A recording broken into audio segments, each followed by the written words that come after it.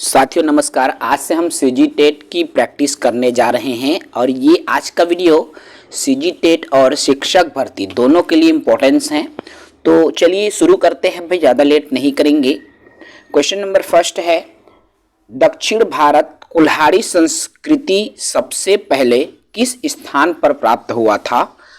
तो कुल्हाड़ी संस्कृति, ये जो आपके प्रश्न हैं सीजी व्यापम में पूछे गए हैं, अन्वेषक 2013 में आया हुआ प्रश्न है।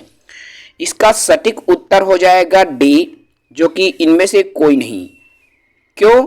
इसका तथ्य को भी देख लीजिए।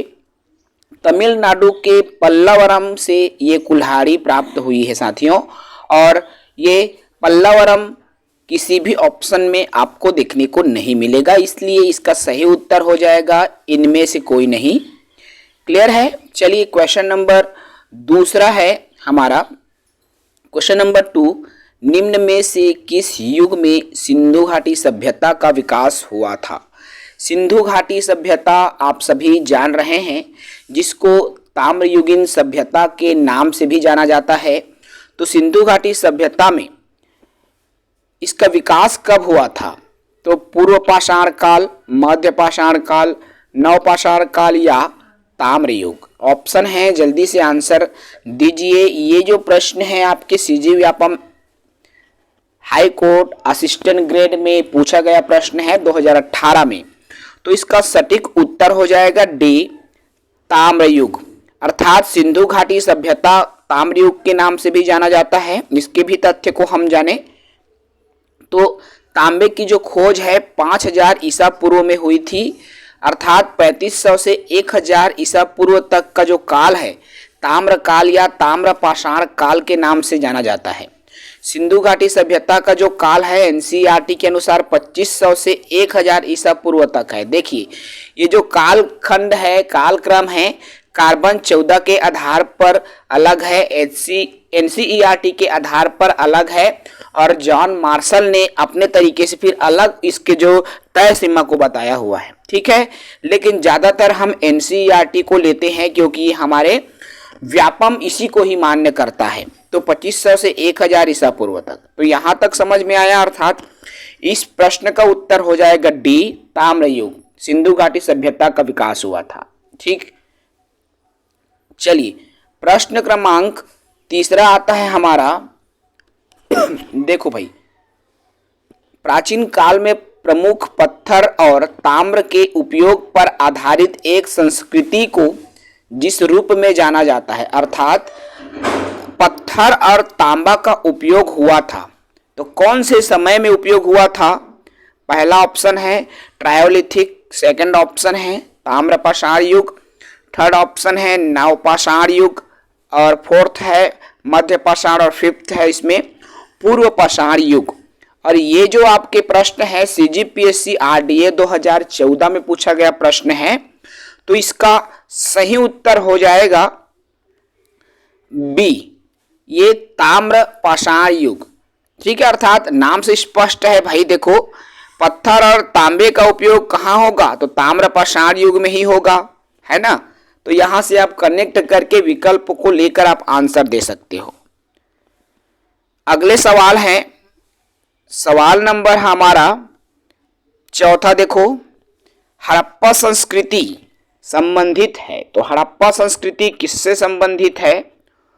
पूर्व पाषाण युग, कांस्य युग, लौह युग या हिम युग से, या नवपाषाण युग से? देखो हड़प्पा संस्कृति सबसे पहले जिसकी खोज हुई थी, है ना, तो ये संस्कृति, अब मान लो ये पहले ये देखो, ये जो क्वेश्चन है आया हुआ है आपका सीजीपीएससी 2014 में पूछा गया है, और इसका सही उत्तर हो जाएगा बी, कांस्य युग। ठीक है, अर्थात ये सिंधु घाटी सभ्यता एक तरह से हम कह सकते हैं कांस्य युग हड़प्पा संस्कृति से संबंधित है। आगे प्रश्न क्रमांक 5 देखिए। प्रश्न 5वां है, चावल की खेती के साक्ष्य कहाँ मिले थे? ए चीन में, बी फिलीपींस में, सी भारत या डी जापान में? तो चावल की खेती का जो अवशेष है वह मिला था भारत में। ठीक है। अब यहाँ पर चावल की खेती के अवशेष भारत में मिले थे,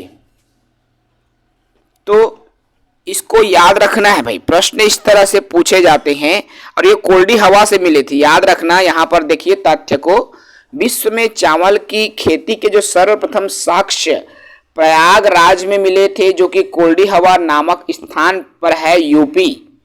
ठीक है भाई, उत्तर प्रदेश है ना। तो कोल्डी हवा नामक स्थान से चावल की खेती का जो साक्ष्य है हमको प्राप्त हुआ था। नेक्स्ट क्वेश्चन देखिए, अति महत्वपूर्ण प्रश्न है साथियों। भीमबेटका किसके लिए प्रसिद्ध है? तो भीमबेटका किसके लिए प्रसिद्ध है भाई? गुफाओं के शैल चित्र, खनिज, बौद्ध प्रतिमा या सोन नदी का उपागम स्थल है। तो भीमबेटका, इसमें गुफाओं के शैल चित्र बने हुए हैं। भीमबेटका कहाँ पर है भाई, जानते हो इसको? ऑप्शन दीजिए अगर किसी साथी को इसके बारे में पता होगा तो। भीमबेटका, चलिए आगे बढ़ जाते हैं। देखिए भीमबेटका के बारे में मैं थोड़ा सा बता देता हूं। ये जो आपका भीमबेटका है साथियों, ठीक है, जिसमें गुफाओं के शैल चित्र मिले हुए हैं, ये आदमगढ़ एमपी में है। याद रखना, कई बार ये क्वेश्चन पूछा भी गया है। भीमबेटका आदमगढ़ एमपी में है, जो कि पूर्व पाषाण काल में ही इसकी जो खोज है वो हुई थी। ठीक है, याद रखेंगे भाई। बौद्ध काल से संबंधित जब बात आती है तो ऐतिहासिक काल की बात आती है, ऋग्वैदिक काल की बात आती है। ठीक है, चलिए सवाल नंबर हमारा 7वां देखिए, निम्न में से किसको चालकोलिथिक युग भी कहा जाता है? चालकोलिथिक युग किसको कहेंगे भाई? तो ताम्र पाषाण काल को। ठीक है, याद रखेंगे, इंपॉर्टेंट है। क्वेश्चन नंबर 8, क्वेश्चन नंबर 8वां देखिए, नवपाषाण युग में भारतीय उपमहाद्वीप के उत्तर पश्चिमी क्षेत्र में निम्न में से किस स्थान पर कृषि के अभ्युदय के प्रारंभिक प्रमाण मिले हैं? कृषि के प्रमाण हमको प्राप्त हुआ है, तो कहां से प्राप्त हुआ है भाई? इसका ऑप्शन है मुंडीगक, मेहरगढ़, दनसाबत और बालाकोट। मेहरगढ़ ये पहाड़ी है ना, तो उसका उत्तर सीजीपीएससी 2017 में पूछे गए क्वेश्चन है ये। इसका उत्तर हो जाएगा बी। ठीक है भाई, इसका उत्तर हो जाएगा मेहर पहाड़ी। तो मेहरगढ़ ये जो है पाकिस्तान के बलूचिस्तान में स्थित है, जहां कृषि से संबंधित साक्ष्य मिले हैं। कृषक भी वहां पर बसते थे, बस्ती बना करके। यह भारतीय उपमहाद्वीप का प्रथम कृषि संबंधित साक्ष्य वाला स्थल है। तो याद रखना, कृषि का सबसे प्रथम साक्ष्य कहाँ मिला है? तो मेहरगढ़ में मिला हुआ है, जो कि पाकिस्तान के बलूचिस्तान में आता है भाई। क्वेश्चन नंबर 9 की तरफ बढ़ते हैं। देख लीजिए, भारतीय इतिहास के स्रोत, ये कई बार आपके सीजीटेट में भी पूछे जा चुके क्वेश्चन हैं। इतिहास जानने के स्रोत, इस तरह से क्वेश्चन आपका बना हुआ था।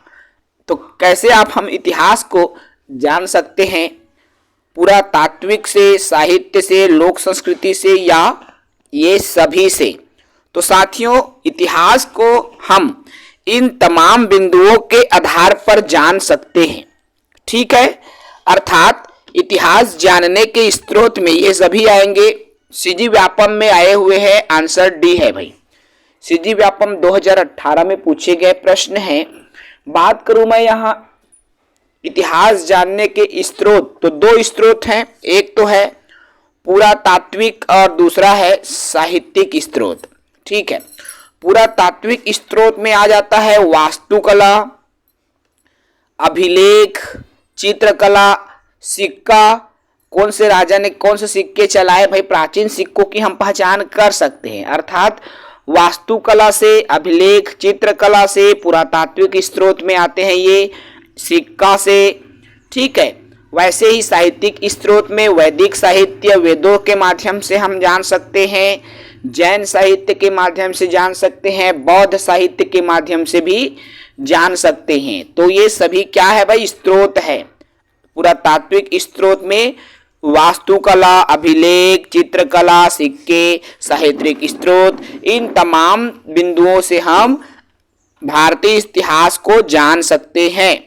ठीक है, देख पा रहे हैं पुरातात्विक साक्ष्य, साहित्य, लोक संस्कृति, विदेशी यात्रा वृत्तांत से भी हम जान सकते हैं कौन सा विदेशी हमारे देश आया, उसके माध्यम से भी हम इतिहास को जान सकते हैं, समझ सकते हैं। ठीक है, चलिए क्वेश्चन नंबर 10वां देखिए। सिंधु घाटी सभ्यता निम्न में से किस युग में पड़ता है? बताइए भाई, सिंधु घाटी सभ्यता कौन सी है? आपके पास ऑप्शन है ऐतिहासिक काल, प्राग ऐतिहासिक काल, उत्तर ऐतिहासिक काल या आदि ऐतिहासिक काल। इसी को आदि को अद्य ऐतिहासिक काल के भी नाम से जाना जाता है। ठीक है, सही उत्तर होगा डी, आद्य ऐतिहासिक काल। अब यहां पर मैं आपको बता दूं साथियों, ये जो आद्य ऐतिहासिक काल है ना, इसी को सिंधु घाटी सभ्यता कहा जाता है और इसे ताम्रकांस्य युगीन सभ्यता भी कहा जाता है। याद रखना, इतिहास को 3 वर्गों में बांटा गया है। कितने वर्गों में? 3 वर्गों में इतिहास को बांटा गया है। अब क्या क्या ये 3 वर्ग है?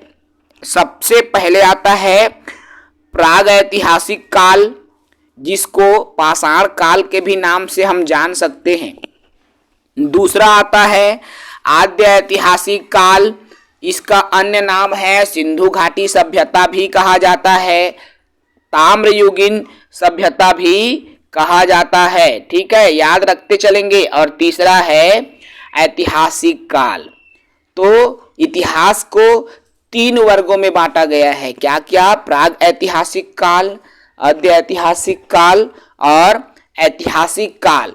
और इसी आद्य ऐतिहासिक काल को ही सिंधु घाटी सभ्यता भी कहा जाता है और ताम्रकालीन सभ्यता भी कहा जाता है। तो इसको याद रखेंगे भाई, इंपॉर्टेंट है, आपके प्रश्न पूछे जाते हैं।